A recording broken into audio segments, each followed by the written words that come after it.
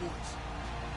Tonight's matchup features two quarterbacks who will be trying to lead their team to victory. It's Bortles' Jaguars going up against Brady's Patriots. So let's get you up to Foxborough as we check in with our commentators, Brandon Godden and Charles Davis. Thank you very much, Larry. We are here on a beautiful afternoon for football. Today we've got a good AFC matchup on tap between the Jacksonville Jaguars and the New England Patriots. And this will be a touchback as that sails over the end line.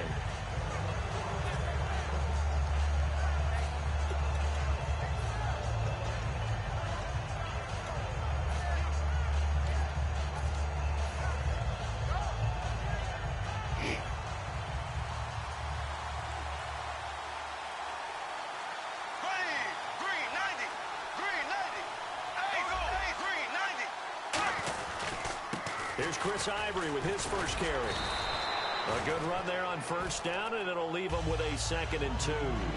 Speaking of Chris Ivory, 114 yards from scrimmage against the Lions last week, but most of that was through the air. On the ground, 17 carries, 39 yards. And that's so unusual because I'm used to Chris Ivory being an absolute thumper, carrying the football and creating yards, gaining more, running through tackles and running over people.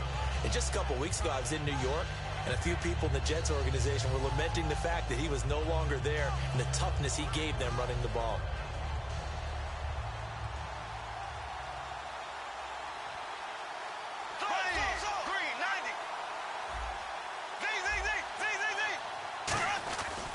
On second down, Ivory.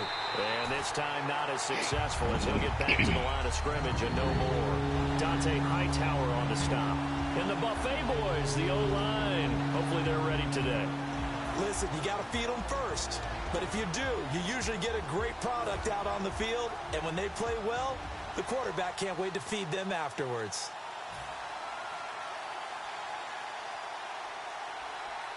An early test, 2 plays in. This is 3rd and 2.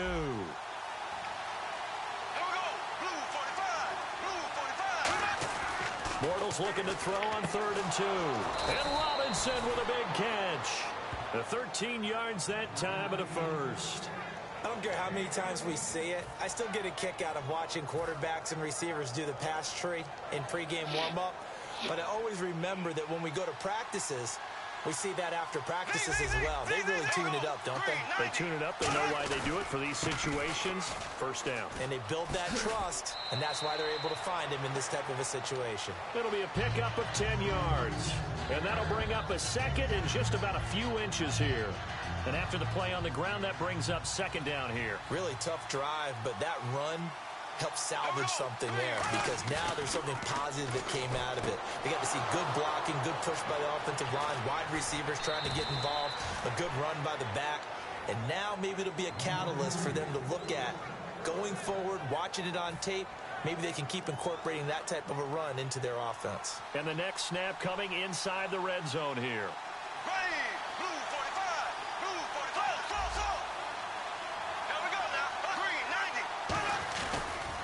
Now a first carry for T.J. Yeldon. And able to push his way forward here for a good little gain. 7 yards on the pickup there, and it'll leave him with a 2nd and 3. Some runs are blocked so well, you almost forget that someone has to carry the ball to gain the yardage. The leverage by the offensive line to create space up front, really well done.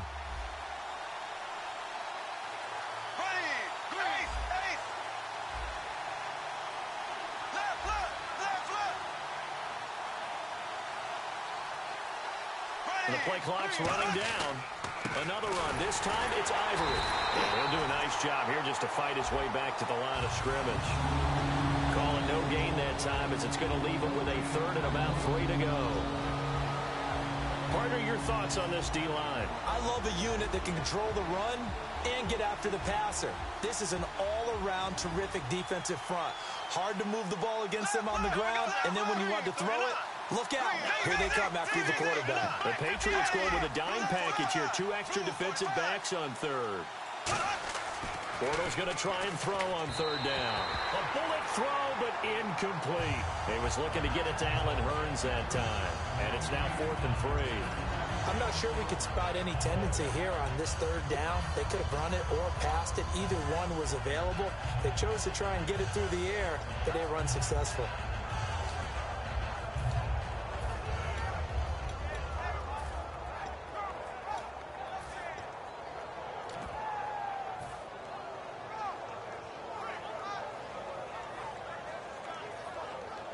And look at this. They're keeping the punter on the sideline. They're going to go for it here on the opening drive. Come on, let's go. They let their receiver run it out of the Wildcat. And they go the wrong way on this one. Losing yardage back at the 12. Call that a loss of 5 yards on the play. And this crowd into it early. Their guys stand tall on the opening drive of the football game.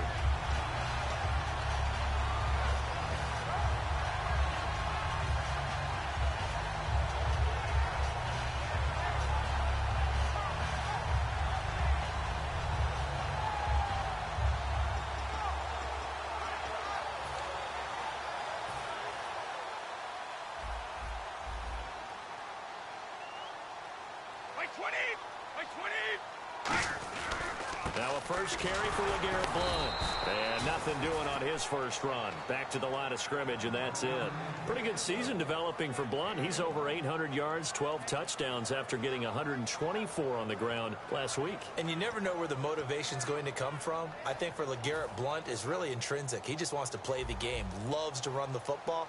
But I don't think it hurt one bit that on the opposite sideline in this game, his college coach, Chip Kelly, who really guided him through some tough times while at Oregon. Over the middle, that's caught by Hogan. It'll be a gain of 9, and that'll make it 3rd and 1. When you see zone defense and you know you've got a drag route on as your primary call, you've got to be really careful as a passer about how far you let your guy go because he might wander into some tough coverage. 35, 220. Brady gives now to Blount. And he's going to get the first down as they bring him down at the 23. They only get 2 there, but on 3rd and 1, that's all they needed to keep the drive going. 3rd and 1, partner. No need to be fancy there. Just use some force and move forward and pick up the first down. At the 22. It's a loss of a yard there, and now 2nd down.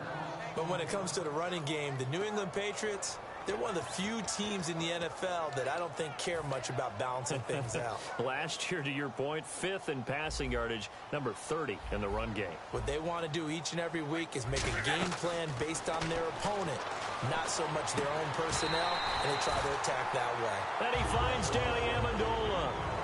Alongside Charles Davis, Brandon Gaudin, it's the Patriots in possession to begin quarter number 2, and they've got it here with a first down.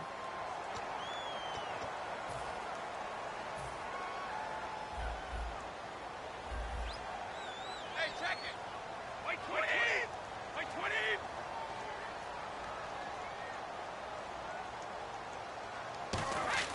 Now a play fake here on first down.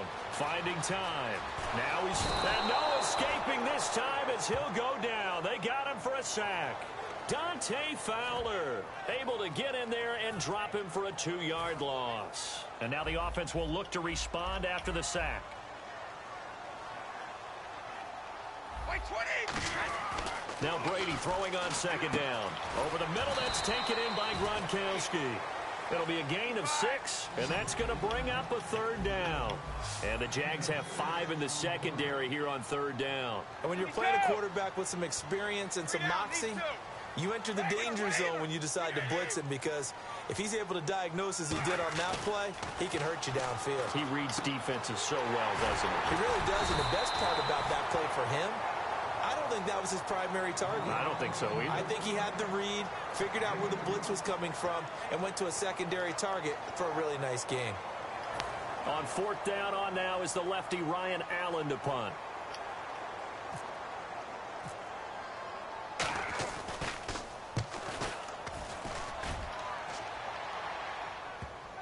And a nice job here on special teams. This will be down inside the 10 at the 8-yard line. And out now comes Jacksonville as they get ready to go.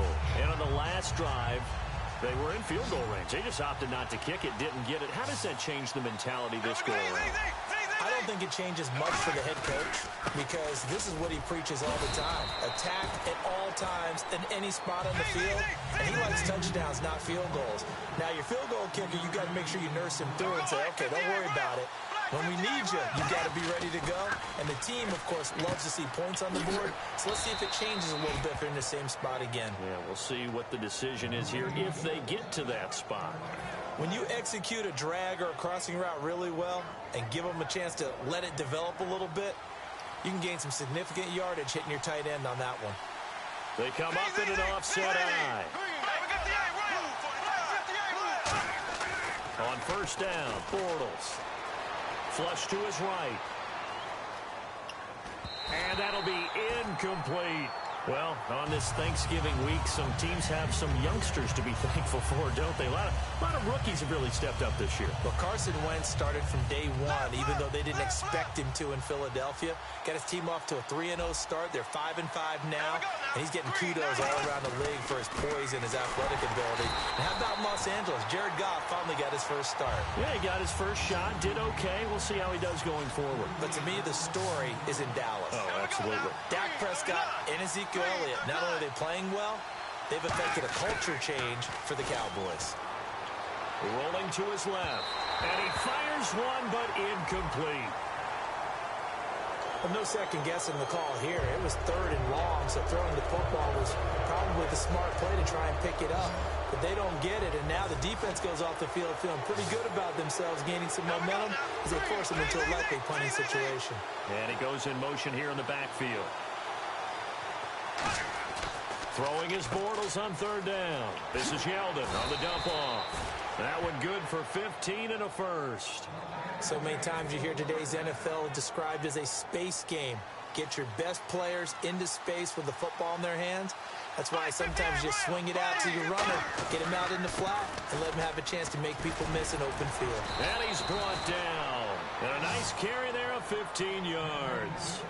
Whenever we meet with coaches and they always talk about wanting to establish running the football, it's oftentimes with a good tight end who can control the line of scrimmage and the point of attack, and they're becoming harder to find because the colleges are giving us a whole lot of receiving tight ends, former wide receivers.